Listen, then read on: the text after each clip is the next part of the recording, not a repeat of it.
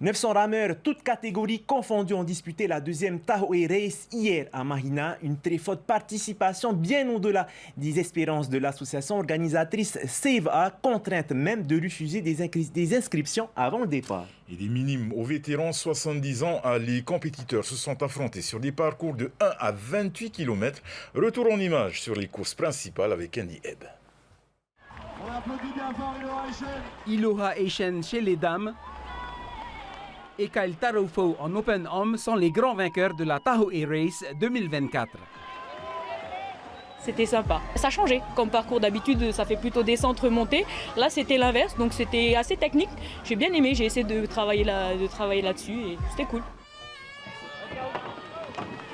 Partis en même temps que les juniors et vétérans, les dames doivent parcourir 14 km. Départ arrêté depuis la plage de la Pointe Vénus à Mahina, elles font cap sur la passe de Taoné par le large avant de remonter sur la Pointe Vénus par l'intérieur.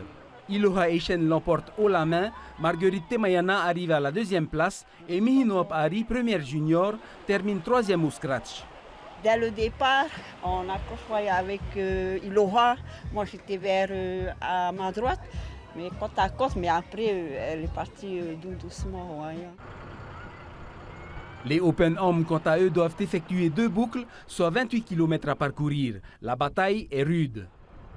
Darren Arbulo mène dès le départ, mais Kyle Tarofo, puissant sur le retour, parvient à reprendre la tête. Le sociétaire d'Erthetive accueille ainsi la victoire. Tuatea Tereyamanu prend la deuxième place, tandis que Steve Teihut Ata doit se contenter de la troisième place. Compétiteur mais aussi organisateur de l'événement, il constate avec fierté que la formule Tahoe Race fait l'unanimité. Merci à tous pour la présence. On était obligé de bloquer le nombre d'inscrits à 900, comme on avait commandé que 900 dossards maximum. Et en termes de sécurité, on avait misé que sur 900 max pour pouvoir sécuriser tout le monde avec le nombre de bateaux suiveurs. Je pense que c'est un record depuis plusieurs années. L'année prochaine, on va essayer de faire mieux en termes de sécurité pour pouvoir accueillir tout ce beau monde qui sont venus. Regarde, toute la ferveur du est revenue là. Tu sens la joie de la population à chaque passage.